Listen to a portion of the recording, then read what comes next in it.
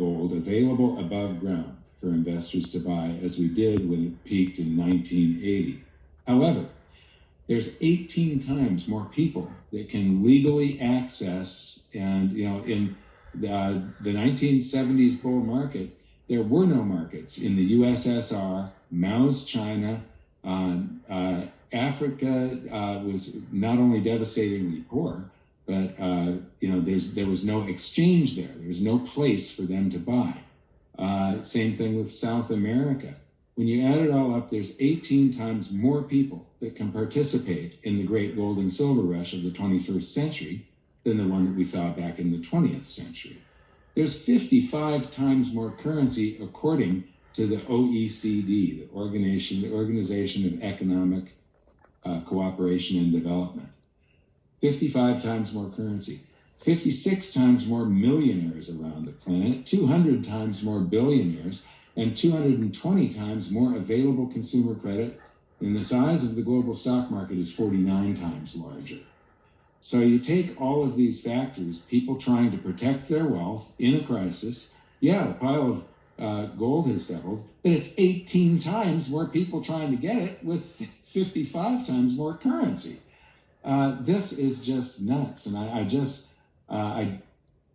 state at the end of that chapter to come back and reread it when gold passes $3,000 an ounce, $5,000 an ounce, $10,000 an ounce, and never looks back. Because you'll see why the great gold and silver rush of the 21st century is just going to take your breath away. And it will. Wow. Just mind-blowing stats there. And I think just that little section that you just read through, Mike, is a really compelling argument for why you've got such great confidence that much better days are ahead for the prices of these things. We're getting near the end of the hour, so I'm going to have to start wrapping things up here. This is an unfair question to ask you this late and not give you a lot of time to explain it, but very shorthand. To people who have said, well, Mike, why have gold and silver been sort of left behind, and why are they so undervalued right now, relative to where you think they should be? What's your quick elevator answer to that? I suppose it would be all of the QE and currency creation was pumped into one sector, causing that to go up. And when something else is going up at a quicker rate, plus there is some price suppression that goes on. There's a little bit in the book about, there's people that have gone to jail over precious metals price manipulation. And to them, I say, thank you, thank you, thank you, thank you. Because I can buy it now at a cheaper price, enjoy your time in jail. Because the manipulation is your friend currently, because they always lose control of these types of things. So those are the two aspects of my short elevator answer. All right, great. So as we begin to wrap up here, Mike, where can folks get their hands on this wonderful book? Being either expanded or going to production. So I'm built, I focus. I don't like to invest in a million different things. And I have a few positions, but that's my main position. And that will be my moneymaker, I hope. That'll be my moneymaker in this gold market. Whereas my physical gold is just about, I've owned it for over 20 years, never sold an ounce. I've only bought more along the way. And that is what allows me to sleep at night. That will never go away. And in 20 years, it's outperformed the S&P over the last 20 years. And Wall Street doesn't like to talk about that. The media doesn't like to talk about it. Gold has outperformed equities over the last 20 years. Hvorfor liker ikke media å snakke om dette? Det det store spørsmålet. Det har jeg også funnet ut.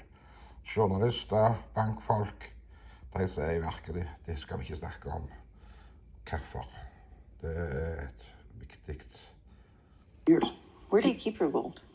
I'm going to tell you and for a million other people that watch it. In a vault somewhere, private estate. No? Well, it was worth a shot, Frank. It was worth a shot. Okay. You're funny. Okay. Moving on to another one of your... Our economic system or our means of... Denne 20 år gamle filmen her er veldig viktig å forstå grunnprinsippet i. For vi har ikke peiling hva de har gjort med oss. Så prøv å forstå den, les dere opp.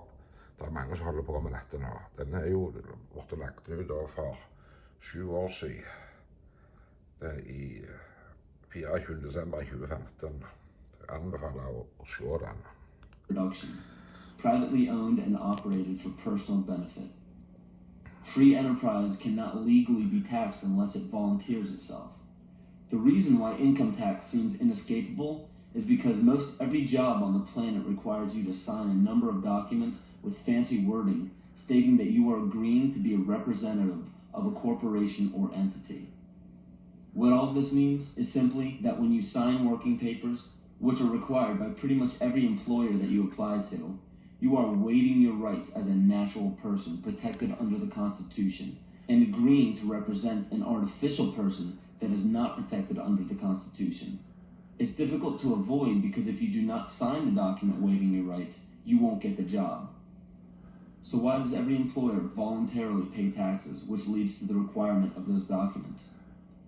Because without doing so, the business loses all state and federal benefits provided to private or commercial business. And furthermore, most people simply accept the mistruth that income tax is required by law without investigating it. When your name is presented on the document with the first letter of your first and last name capital. Jeg vil bare skyte inn her, Arne. Hadde vi hatt gull og sølv, som vi hadde før i gamle dager, så hadde det vært umulig for de taksause så mye. De har ikke klart det og hatt kontroll med oss. Men på grunn av at vi har pengesystem, banksystem og digitalt, så har de 110% kontroll. Derfor er de imot at vi skal bruke spare i gull. Og dette her, det er bare for utvalgte folk i verden som skal ha det. Men vanlige folk, de skal ha i penger og kroner og inflasjon og tape, og de kan suge det på penger. Sånn er systemet. Det er derfor det er opplagt sånn som dette. Hadde vi hatt sånn som vi hadde før i mange hundre år, i flere tusen år, så hadde de ikke hatt den muligheten til å toge inn så skatter og avgifter. For det er jo det det handler om i dag. Det er suge av folk, bygge en stor stat. Og det har vi jo erfart her i Norge. Snart halve befolkningen så jobber jo i stat og kommune for det offentlige. Det skaper ingenting. It represents capitis diminutia minima, which occurs when a man's family relations alone were changed. It's a minimal loss of rights. When your last name appears in capital letters, it represents capitis diminutia media, which occurs when a man loses his rights of citizenship but not his rights to liberty. This means you can be fined and penalized but not enslaved or imprisoned. But when your entire name is capitalized on any document, it represents capitis diminutia maxima, which states that a man's condition changes from freedom to bondage. All rights of citizenship and family rights are surrendered. This means you can be fined, imprisoned, and enslaved in any amount for any duration at the whim of the state's suggestion. But it is important to note that if you do not legally bind yourself to these documents stating that you waive your rights and represent a corporation, you do not have to attend any court. There are two kinds of law on the earth, as I've said. One is called civil law, which is the law of the land, and one is called maritime admiralty, which is called the law of water. The maritime admiralty is banking law. So consequently, the corporation and government and people who want to control you, they create a second you, and that second you that they control, that they created, is all capital letters. Check it out. Anytime you get a bill, get a lawsuit, you get a fine, a ticket, somebody sends you a bill from the Department of Water and Power, check it out on your driver's license, on your Social Security card, on your insurance cards, anything having to do with business, your name will always be in all capital letters, because only all capital letters can be dealt with by banks and government. You need to wake up and find out how this stuff really works. Because once you understand that you don't need to submit yourself as an American to a British commercial venture called courts. You're an American. You don't need to go to court. As somebody, you only go to court because you agreed to go to court. When they send you a subpoena to court or summons to court, and they've sent you something, you look at it and say, hey, Jack, that's not me. That's in all capital letters. All capital letters is a corporation.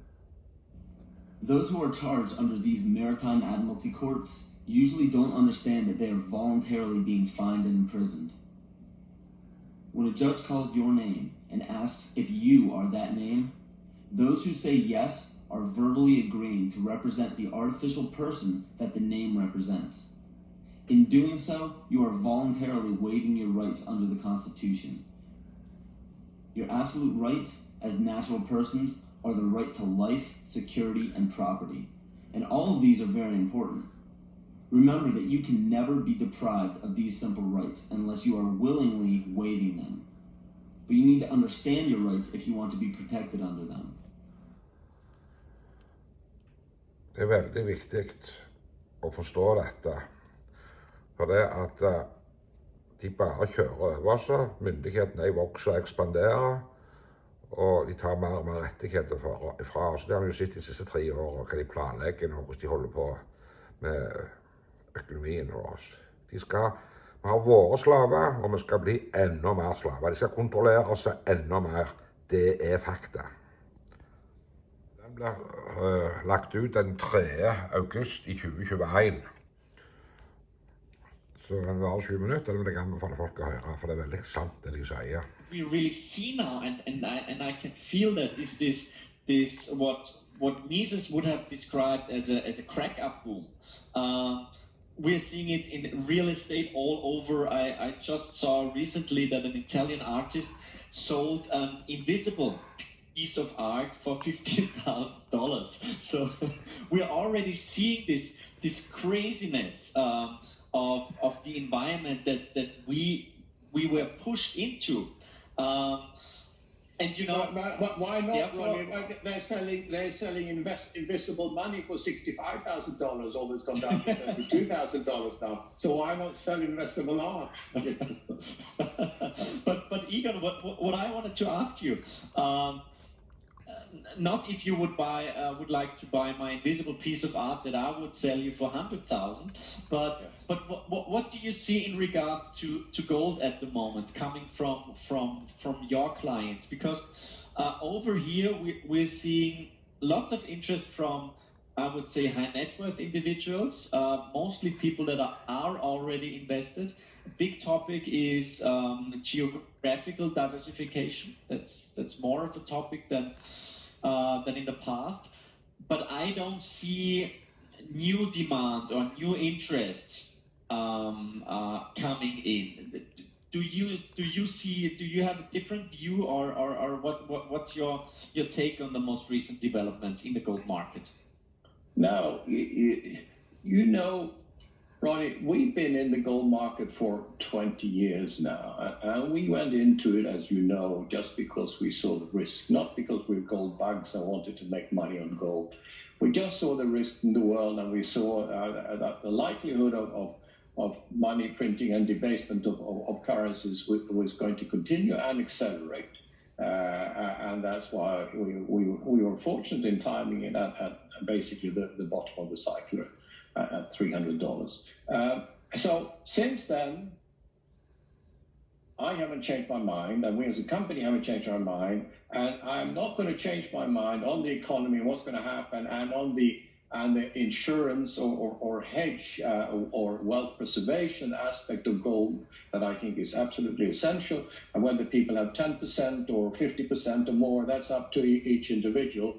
We never tell them what they should have. People should have what they think is right for them. But then every time they don't hold gold, they should say, you know, so what do I do with the rest of the money? Do I think that the stock market is good risk to invest in now? Do I think the bond market is right? Do I think cash in a fragile banking system is right? So you always have to look at what you do with the alternatives, not just look at, how much gold should I have? It should, what risk do I want to take with the rest of my money? And with the stock market that has gone up exponentially for years now. So therefore, it's very easy for us. I'm a long-term investor and risk analyzer, if you want. And therefore, my views and our views as a company are not going to change. Now, that doesn't answer your question. But what I'm saying is that we have the clients that we enjoy having. These are the people who think like us. They don't trade. They don't take money out of when gold goes down. They don't sell. they are actually, as we are, long-term wealth preservationists, and they're worried about the risk, and they want to keep their gold outside of the banking system. Now, we cater for the bigger investors just because we decided that that suits us. So in our Zurich vault or Singapore, we have $400,000 as minimum, but in our mountain vault, we have $5 million. But as regards the general flow of gold investment now, it's very slow. You're absolutely right. That's across the board. That's across the world. We know that. We talk to others. We talk to refiners, etc. So people last year, as you know, starting with February, March last year, there was massive gold buying, and it continued for a big part of the year. This year has been a lot slower, but as you mentioned, we deal also with a lot of high net worth individuals. So we see people at that level, which is not lots of little investors, but fewer bigger investors. We see that flow continue, and we see quite a lot of people, very wealthy people, moving gold from the financial system into the private vaulting side, which we are experts on and which we assist them with. And I think so that trend, is quite interesting. That there are a lot of people. Most of the gold in the world held by investors is still, I'm talking about physical gold, is still held within the banking system. We have to remember that. There are lots of private vaults around the world, but still the big banks hold most of the gold. But slowly but surely, we are seeing more and more people moving out of that system because they are worried about what's happening. So that's really what we see now.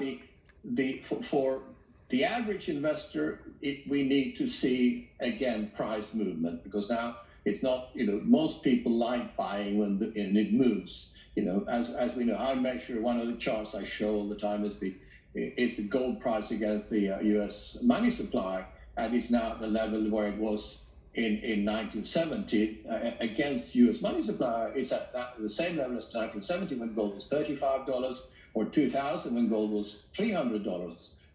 So we are gold is as cheap now against the money issued in the U.S. or in the world as it was at those times. So, people should buy gold low, but they don't. Some do, but most people like to buy when it moves. And we are going to see the next move, I think, coming back to gold, since you led us into that. I see, the correction that we've had since August 2020, I think is finished. And we had another correction, a little bit correction in the last few weeks. I think that's finished too. So I think the uptrend is there, and the level we will reach. I don't like forecasting a price. I think it's only a function of how much will currencies be debased, as we all know, ironic. And that price you can add as many zeros as you want, depending on how much currencies will go down. So yeah, gold. To summarize. Gold is right now not in high demand, but I think that will change in the next few months, certainly. A lot of things. It's all very powerful information. But he's made reference to, with politicians and leaders around the world, dishonesty and corruption, right? One would have to agree with that. Yeah, absolutely. But one thing, I'd like to ask you this, Matthew. How about their qualifications? And I ask that sincerely. When you hear somebody like Janet Yellen try and explain inflation, she has seemingly no idea what caused inflation, and yet she must.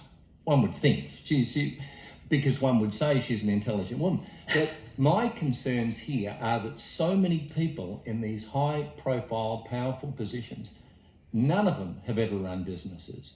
They've never employed 10 people, 50 people, 100 people. They've never been in a situation where they've been running a business in deficit and had to turn it into a surplus. They've had to become profitable. They've had to make decisions. They've had to increase productivity. None of these people have ever been in that position before. So do we have the wrong people there right at the start? Your thoughts? So many important points you're making in one time there.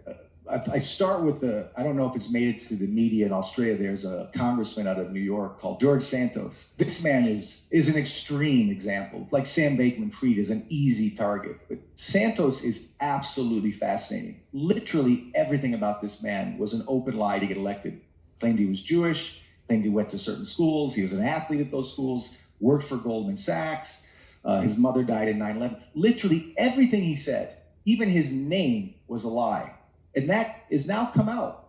It's irrelevant to, and I happen to wish that his party did well, but it's irrelevant to his party that he's completely fake, as long as he votes a certain way. So the integrity, not to mention the qualifications of the credentials of this man, are completely gone, and yet he qualifies as a U.S. congressman. That's embarrassing to the Congress. It's an embarrassment to the party. That's an extreme example, of course. But to your point, Janet Yellen, I believe Janet Yellen went to the same undergrad university as me, and I'm not saying this, and this is going to sound blowhard, 2 Ivy League universities, a law degree, Harvard, Brown, prep schools all over the place, a lot of money, a lot of credentials, but I learned nothing until I got into the real world. And when you get into the real world and you're running a fund or you're working and you're running a case, you also fail a lot. And I failed for many years. We all do, but you learn from that and you succeed from that. What you don't have in the Congress or the Senate is or certainly in a central bank, is any open failure admitted and learned from. There's zero accountability. There's never been a central banker that I can think of who's come up and said, you know what, maybe expanding that balance sheet from 800 billion to 9 trillion was a mistake. Maybe doubling our balance sheet in 2020 created this inflation. Maybe we made a huge mistake. We're very sorry. We're going to need austerity. We're going to need all the things that Reinhart and Rogoff, 2 credentialed academics, have said. We're going to have to be honest about inflation, honest that, like you would with your wife, honey, we're in too much debt to buy the Porsche or send our kid to Choate or Harvard. It's too much money. We can't do it. Normal people, common sense, have to tighten their belts, even have arguments, sometimes divorces over realities of finances. But in our central banks, in our Congress, and our Senate, every time there's a debt ceiling, they extend and pretend. Central bankers have never taken accountability for the wealth disparity and the inflation. It's important to note that we have a $9 trillion balance sheet of the Fed, created the biggest stock bubble in my history, in academic history, anything I've experienced. And 89% of that wealth went to the top 10% of the US population. So we created the biggest, that to me should be headlines every day, but that would create pitchforks. And that's scary. It's just what we've done at the central bank to expand that balance sheet. And I'm a member of that top 1%. That's a danger to me to see that much wealth disparity. That's a danger to any society to see that much wealth disparity. So you can try to hide that in identity politics. You can try and create racial tensions. You can sexual tensions, trans tensions. You can create headlines about what's offensive or not offensive. You can talk about these wars to distract the masses from what's happening right in front of them, is that their Uncle Fed and their aunt president just ruined their economy. And no central banker is credentialed enough to take accountability for the failures. We've all failed in something in our lives. I've failed exams. I've failed in business. I've succeeded. I've made more money than I deserved on a .com IPO. But through that whole pell-mell of growing up and making personal and financial mistakes, you learn.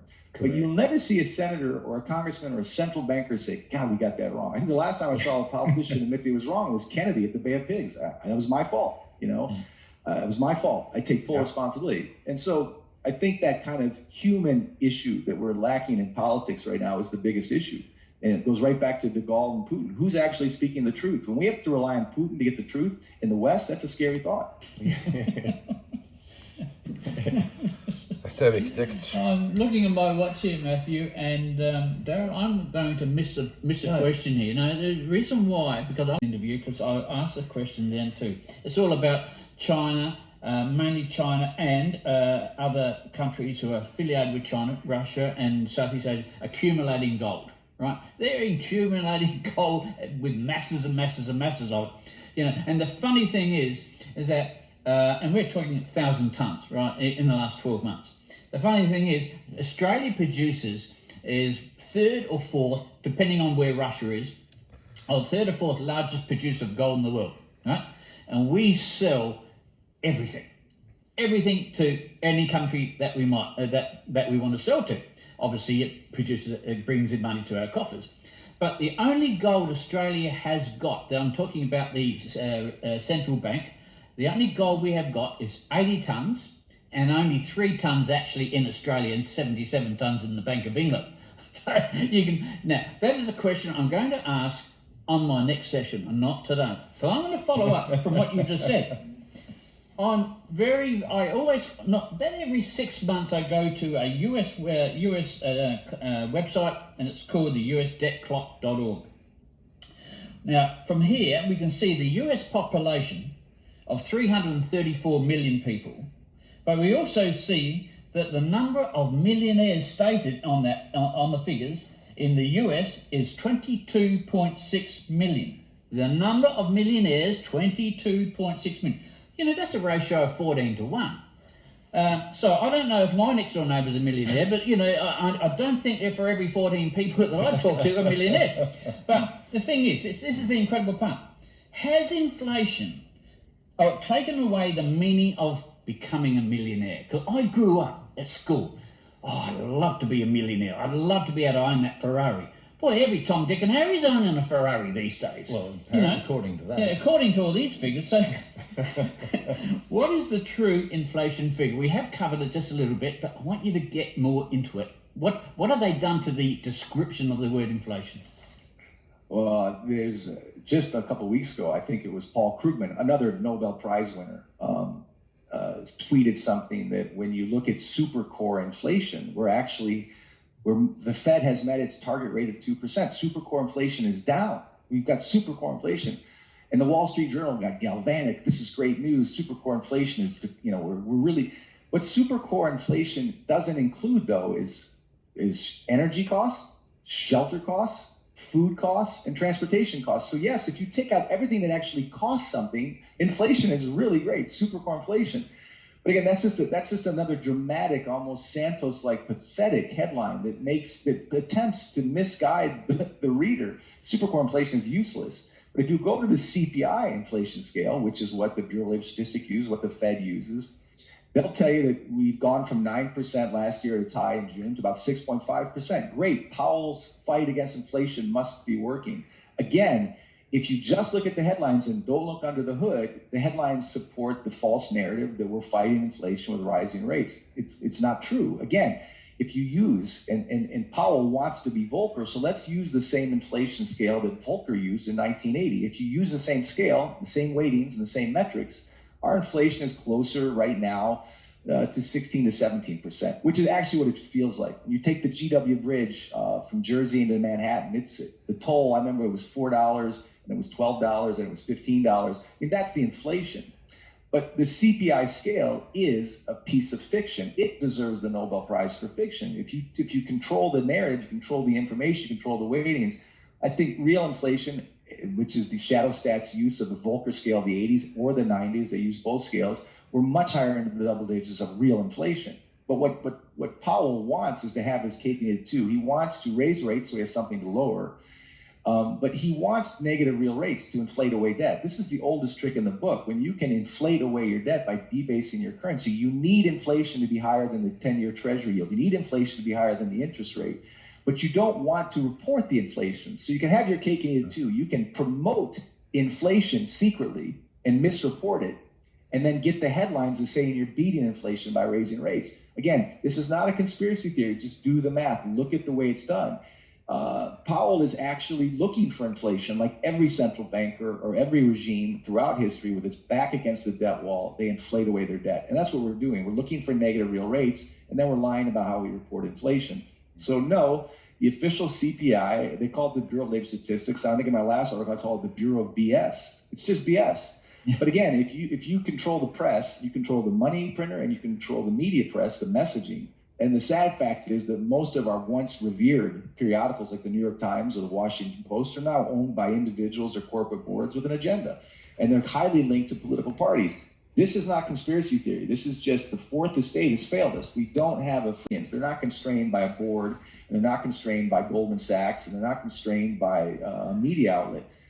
And I could be wrong, but thank God we have the chance to speak our opinions. We shouldn't have to sneak through, a minefield to find a platform to do that. What we're not seeing in the New York Times or in the Washington Post are exchange of free opinions. And I think the most dangerous lie is the lie of omission. When you want to look at a free press, whether it's in Australia, the US, or Europe, look at what they're not writing about. What are they not including in the news? Including alternative views of inflation, including our money supply issues, including our debt levels, including this wealth disparity. The millionaires you're talking about in the U.S. doesn't surprise me. There's a great book called The Millionaire Next Door. A lot of millionaires live very modestly. They don't have the 308 Ferrari in the driveway. They don't show off. They do save their money. The sad thing is, and you talk about war, if you look at the U.S. Civil War, the South, for a couple years, was surviving on some gold, but then it had a Confederate currency. And by the end of the war, and just like in the North and the South, those currencies had no gold backing and they were useless. So you could be a millionaire in South Carolina or Virginia, or even in Maine or Boston, but the currency had no value. So a million today doesn't mean what it meant 10, 15 years ago. And if you're measuring your millions in fiat Canadian, Australian, or American dollars, you're not as wealthy as you think. And again, people would say, well, how do you measure gold? I don't measure gold in US dollars. I don't measure it in Australian dollars. I measure in grams, ounces, and kilos. It will always get the last laugh over fiat currencies. It always has, it always will, and that is not a gold bug apology. It's history. Yeah, perfect. Darren? Yeah. Det her Norge gjør den store feilen. De har oljefondet eller pensjonsfondet har de plassert dette systemet, disse bankfolk og dette her galskapen. Så hvis ikke folk begynner å stille spørsmål, så går det til helvete med norske pensjonen og hele Norge. For vi er en del av dette systemet, globale systemet. Det må folk forstå. De sitter jo og sier rett ut her. Folk må engasjere seg for dette, for det er dette som er viktig. Dette som er vår fremtid som nasjon. For vi kjører mot et økonomisk stup nå, så blir det mye verre eller noe annet før i historien, hvis ikke folk engasjerer seg og begynner å stille spørsmål. Du hører media. Media er en del av eliten, som har sett nå med covid-en i 3 år. De opplyser seg ikke. Akkurat det samme er det her med, de hører jo si det, Amerika, Europa, presser er ikke på folkets side. Eliten eier det, så vi blir ført bak lyset alle mann. Og dette burde oppta folk mye mer. For vi står i fare for nå å misse jeg tør ikke si det, men 90% kan fort bli blåst vekk nå i de urolighetene som holder på å skje nå. 90%. Og noen mener mer også. Jeg tør ikke si det, for noe vil jo gå godt, men det aller meste vil tapt. Å sitte på kontanter nå, og sitte på aksjefond, akkurat som å reise med og spille kasino i Las Vegas. Så usikkert er det nå. De aller fleste vil tape. Og norske økonomer, de har ikke kunnskap om dette. Det ser vi jo hele veien, og så senest nå med Dagbladet nå på fredagen. De tok ikke med gull engang. Gull har hatt 13% i avkastning i 52 år. Det er fakta. 12% i 2022, når alt annet gikk dårlig. Men dette er informasjon som ikke folk skal ha. I want to ask a question on silver and the silver price at the moment versus where it's heading. Lots been said about gold and silver, silver particularly having a very big year this year and next year. On a Kitco online news survey showed investors could see silver jumping to US $38 per ounce, that's $50 Aussie, or a 50% increase in 2023.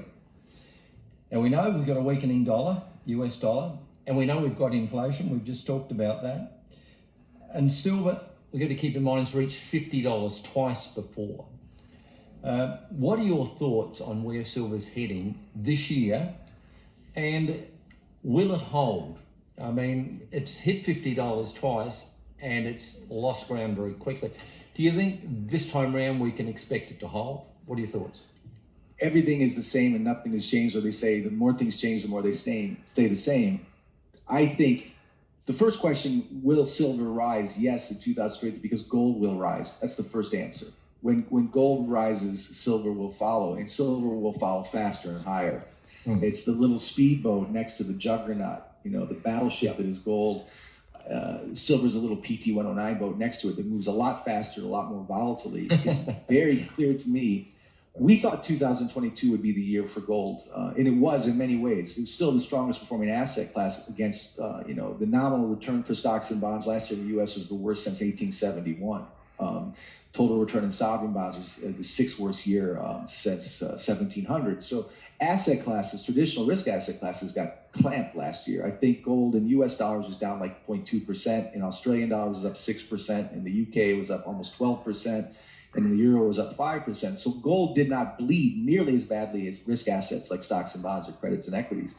So gold held its own, but it didn't rip in 2022. People were disappointed. You had war, you had inflation. My argument throughout the U.S. 2022 was the strong U.S. dollar was holding gold back. That dollar was unsustainable for a number of reasons. So I think this is the year. Again, it's a mug's game to predict, but I think this is the year that Egon and I and many others think gold is clearly going to break 2,100, in my opinion, short of outright absolute distortion in the COMEX market in a massive short position by those LBMA banks. But short of that, and even notwithstanding that, for a lot of reasons, I don't think that derivatives trade is going to hold the gold price down. So if gold should and will break 2,100 and go higher in the years ahead, simply because it's not that gold has to do strong or silver, it's that currencies have to get weaker. And that's the direction. Currencies, I can't think of any scenario where currencies get stronger naturally in this backdrop. So to your silver question, when gold rips, silver will rip faster. And if there's a chance for silver ever to get above 38, 40, it would be in this environment. In terms of whether it will hold, it will all depend on the narrative du jour at that time. It will also depend on which gold markets are predominant at that time. I think we're seeing I don't think it's going to happen overnight. We're seeing a move from London to Moscow in terms of how precious metals are being priced fairly, where we have a bifurcated world, where you have a Moscow price and a London price, a spot price. This will all come out in the chaos of what's ahead. And I can't predict the exact timing of that chaos. Will the war be solved? Will the war extend? Will we have a major geopolitical crisis? Will we have detente? Will a bank fail? Will Saudi Arabia not be able to bail out a bank like Credit Suisse? Will we have a Lehman moment? Will we have an assassination? These are the things that trigger history. Will we have Italy default on its bonds? Will the European Union disintegrate? Will it crack? Will we see fissures politically? These are the triggers that will create the kind of chaos where gold and silver, in addition to just the direction of the currency markets, gives these precious metals the last laugh. How they hold will depend on the narrative, how the narrative holds, and how these derivative-based massive levered banks push the paper price of gold on the COMEX. But I think those days are short-lived, especially in a rising rate environment. I think the derivative market, and if the derivative market showed some kind of counterparty risk, there are so many different needles at the balloon, pointing at the balloon of global currencies. It's very hard to predict the price of gold and silver in these currencies because they're so volatile. But silver has an amazing opportunity. I mean, anyone who has silver, who bought silver below 20, at 20, if they have the patience and the confirmation of history, and they're not trying to worry about what quarter or what season those metals get the last laugh, they're going to do very well. When you talk about Australia producing these precious metals and selling them to China, that's short-sighted as a nation. It's the same thing as an individual. You have to hold your one asset that has the most staying power historically and not worry about the calendar and worry more about the paper currency that's dying in front of you. But I know you want a straight answer, gold at 40 by Q3. I can't give that because I think that would be dishonest. What I can say is I promise, well, I don't want to promise, I'm quite confident that your gold and silver today, no matter when you bought it and how much you have, will be worth more than your Canadian, Australian, or US dollar tomorrow. For tomorrow, the next day, and the next day, the next day, no matter how it's priced on spot or what the premiums are, that paper currency that's the full faith and credit of your government has absolutely no credibility. And no matter what narrative they put, you feel it at the grocery store, you feel it at the car lot, you feel it at the real estate markets.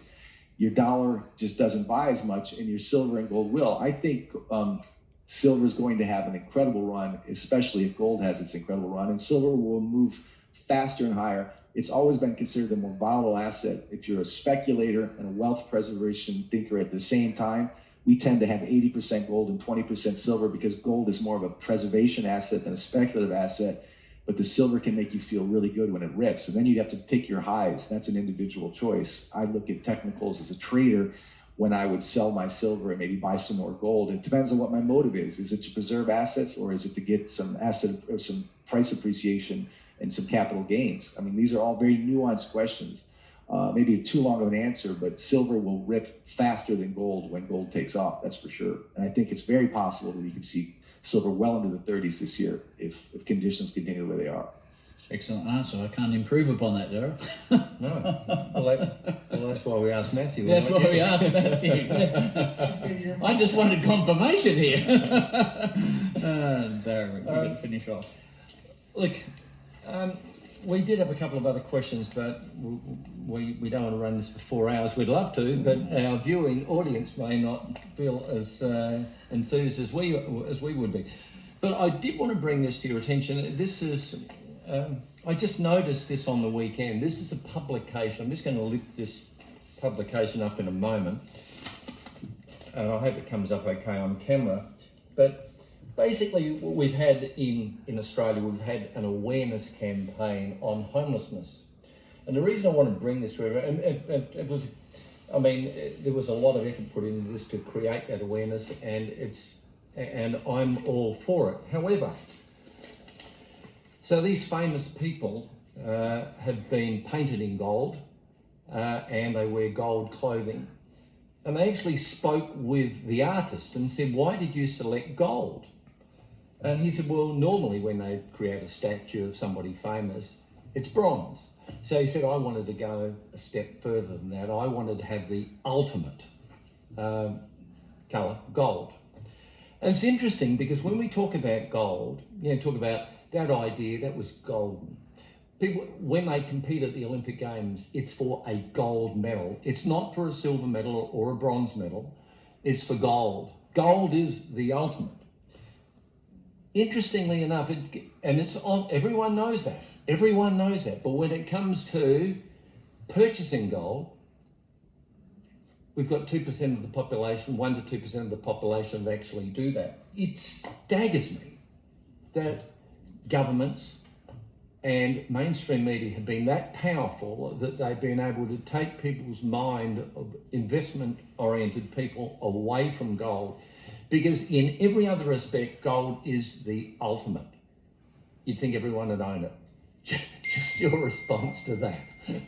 It's an interesting point. I mean, it's 0.5% of global financial assets. It is an inherently scarce asset. Its stock-to-flow ratio is less than 58. It's 2% production a year. It's a finite asset with an infinite duration. And there's a reason it's not just a symbol of sports awards or golden relationships or golden metrics. It's not just a barbaric relic that sits in the ground and you pay a fee to watch. It's a monetary metal. And to your question, why doesn't everyone get this? Well, in some ways, I remember during reading David Stockman's book, again, during the crisis in '89 in the Nikkei, when Japan went from the sun that never set, the rising sun that never set, to an implosion in '89. The Nikkei saw massive losses. 30 years later, has not recovered. But there was a saying in Tokyo in the late 80s that how can we all get hurt if we're crossing the street together? There was this herd mentality, this group thing, that let's think alike, just like over the top at Verdun or Gallipoli. It's just march up the hill and you get massacred. There's safety in numbers. There's safety in the RIA industrial complex that tells you a risk parity portfolio of stocks and bonds will save you. Bonds will not save you. They're correlated to assets like equities now. The traditional portfolios will not save you. But it's very, very hard to stand apart from a group and question something. But no time in history, whether it was Australia in 1914 or 2023 or London or New York, did anyone who bought gold regret having gold? No time. In the Civil War in the South, if you were in Virginia, you were much prefer your gold over your Confederate Jeff Davis dollar. It's interesting, the attempt to discredit or at least omit gold from the conversation. It is the number one threat to government currencies. Yep. And we haven't had a chance to talk about central bank digital currencies or the e-dollar, the e-yen, or the Great Reset. But all of these things have any credibility are already talking about having some coverage by gold, because I think more and more people realize there's no credibility without it. But yet, to your point, it is fascinating. Where we deal in Switzerland with very high net worth clients, and of course I can't give you their names or their amounts. It's not a surprise to me, though, that folks who've made money in Bitcoin or Wall Street are spending lots and lots of money on physical gold. You don't have to be a millionaire in Zurich or Davos or Gstaad to be smart. and you can buy coins right there in Melbourne or in Sydney or in St. Louis or in Detroit or in Chicago. And I've never met someone, maybe they're not happy that the prices moved ahead, but you know, an ounce of gold will still buy the same suit in London that it did 100 years ago, 200 years ago, and 300 years ago, but $100 will not buy the same suit. So again, it's common sense. It's not gold bugging. It's not pushing a product. It's common sense. And frankly, the less the better. Keep it for more for us, because Egon talked about this series of it. Those of us who thought ahead will have to help a lot of other people in our family and in our neighborhoods. And we're not going to be able to help our governments, but we can help ourselves and each other by thinking differently and thinking ahead. It's not contrarian crazy to own physical gold and silver. It's just long-sighted thinking.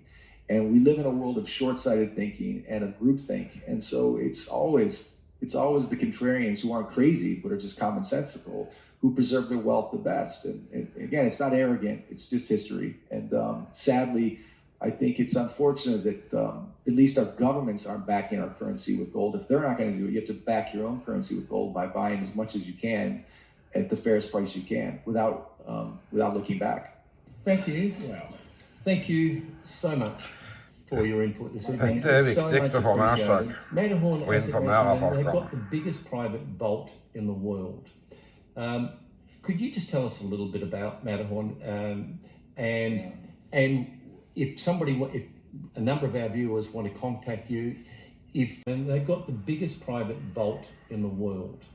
Could you just tell us a little bit about Matterhorn, and if a number of our viewers want to contact you, if they're interested in vaulting large amounts of precious metals, what do they do? Who do they contact?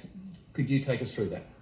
Yeah, I mean, the vault itself is something you have to see to believe. It is the safest, largest vault in the world. It's EMP-proof, nuclear-proof, gas attack-proof. It's deep into the mountains at a non-disclosed location, the Swiss Alps. It's something to see. And that's where the gold is stored. And based on the way we use our gold storage, we have no access to individual gold. There's danger in how, it's not just putting it in the safest vault. You have to have completely segregated, allocated gold with certificates that no one can touch but you for your own audits and your own control, so that even us have no access to the gold. We simply arrange the transport and arrange the storage. But Matterhorn has a unique vision that Egon started 20 years ago. Part of that was how gold is segregated and allocated and owned and stored, and how safely stored, to worry about things like nuclear risk, which again seems sensational. We hope it's never going to be needed. But we also have direct relations with refiners. 70% of the gold in the world is refined in Switzerland, so we can go to the best refiners, get the highest quality gold, and then transport it to the vaults. But if you want, we've had Australians, Americans, Brazilians from 80 different countries transport gold to our Swiss location just for safety. So it's a unique ownership structure. It's a unique vault structure. But the premise of Matterhorn and Gold Switzerland, which is the same thing, it's founded by Egon, was very simple. It's wealth preservation. It's not a speculation trade for us. You make money. I learned this on Wall Street as a hedge fund manager. You make money by not losing money. Once you have money, you have to preserve its purchasing power. So Egon's entire premise at Matterhorn was wealth preservation. The vault was the safest vault. The ownership structure is the safest structure. So you don't have these kind of headline moments of disappearing assets. It just simply is impossible the way we've structured it. But our offices are in Zurich, and we store gold also in other parts of the world. We have another big vault in Singapore, but Switzerland is our main vault, in Zurich and in the Swiss Alps.